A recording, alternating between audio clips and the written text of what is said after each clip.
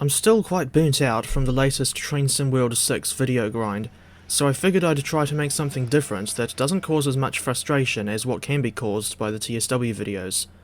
Looking at you, first attempt at driving the Metro North M8. In this case, today's video topic is quite different from the norm. I've had the idea to review Tauranga's electric buses for a fair while now, and have been making notes about various aspects of the electrics. Said notes are based on my experience with these things as a passenger and bus enthusiast.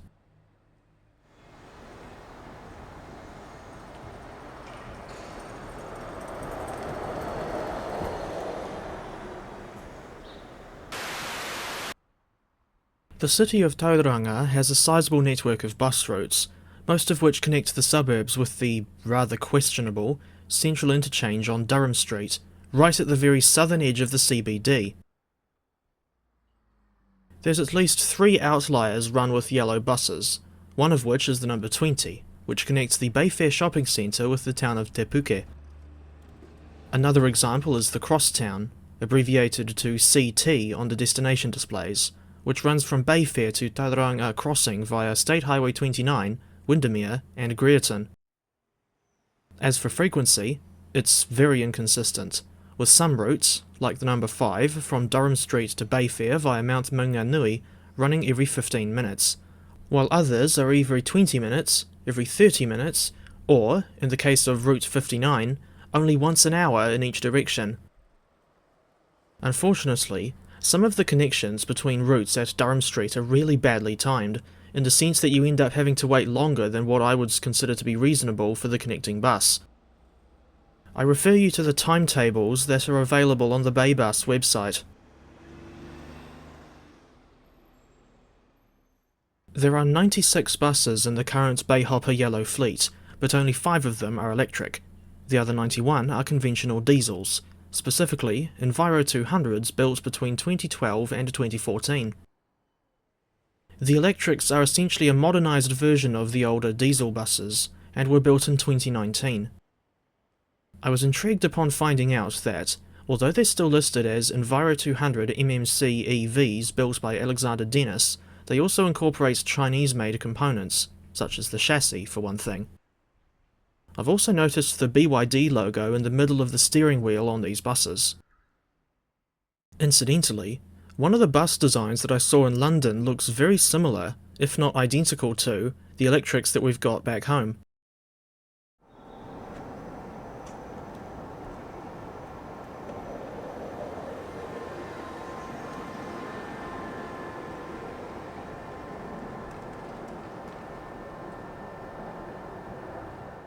As for the routes on which our electrics run, they can be seen all over the network, although I've never seen them run on Route 20.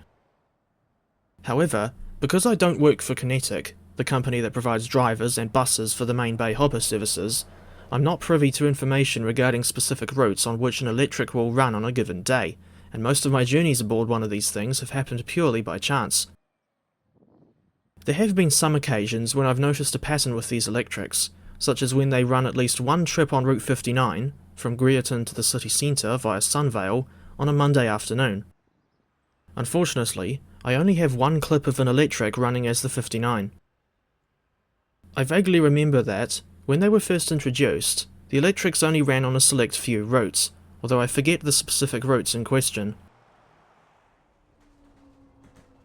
As for the onboard experience on these electrics, it's neither bad nor good, if that makes any sense.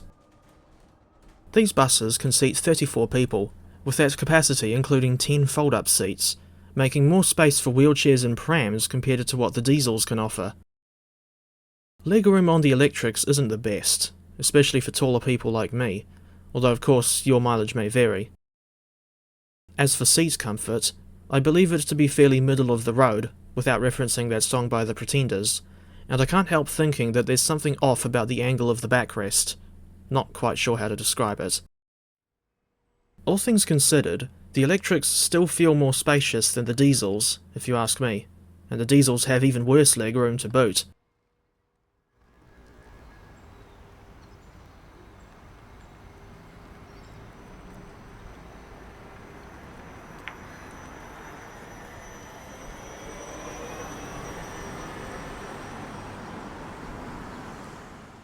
While the electric buses don't give off any emissions, one can't ignore the irony of battery electric vehicles not actually being all that environmentally friendly. I can't say I'm an expert in this field, but what I do know is that the process of mining rare earth minerals for use in batteries is actually quite damaging to the environment.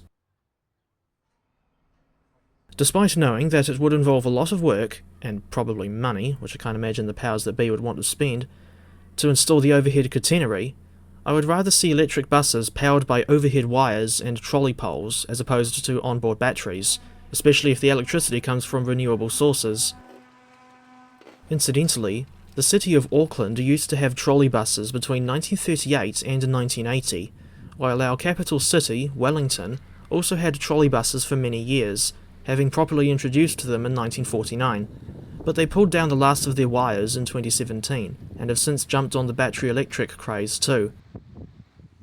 As for Auckland, I've noticed a significant increase in the amount of battery electric buses running up that way in my visits within the last 3 years, and not that long ago, in October 2025 to be specific, there were 2 incidents involving electric buses catching fire in Auckland, one of which was a collision with a car, in which the bus driver was tragically killed.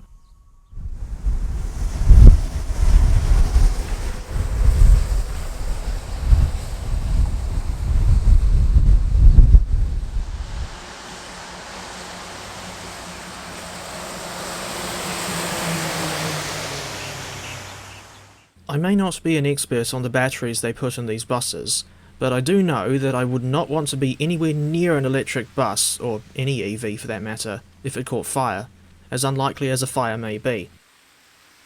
I suppose if the crazy world of Arthur Brown was in attendance, then a fire would be guaranteed. In addition to the environmental and fire concerns, I'm also worried about the effect that these heavier vehicles could have on the road surface, in terms of damage that is, like potholes and that sort of thing. One of the bus drivers here in Tauranga once told me that our electrics weigh 17 tonnes, while the diesels are 10 tonnes lighter, and a staggering 7 tonnes of the electric's weight consists solely of batteries. Indeed, I've noticed that the electrics rattle a fair bit more than the diesels, although the rattling could either be down to the increased weight of the bus or the varying road conditions throughout the city. I vaguely remember some promotional material relating to the electric buses when they were brand new, but now, at least 6 years after their introduction, there's almost no mention of them on the Bay Bus website. The only mention I recall seeing in recent times was a small one on the About the Bus page, where they mention the presence of USB charging points, which you can see on the seat backs in this shot, but they say that the charging points are only on the electric buses. I wonder why they haven't been retrofitted on the diesels, unless there's just no way for them to be able to provide the electricity for those charging points. Anyway, the driver also told me that him and his colleagues prefer to use the diesels over the electrics, though I forget his reasoning behind that statement.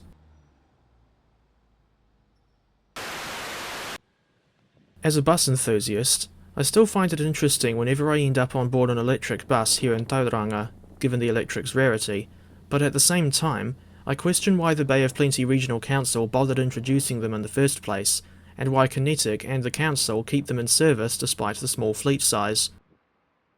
Then, of course, there's my previously mentioned concerns regarding what could happen if the bus catches fire, not to mention the ironic environmental impact and the bus's weight potentially damaging the road surface over time. As for Tauranga's bus network as a whole, with the diesels and electrics working in unison, it still has a lot of room for improvement, but at the same time, I reckon it's still decent for what it is.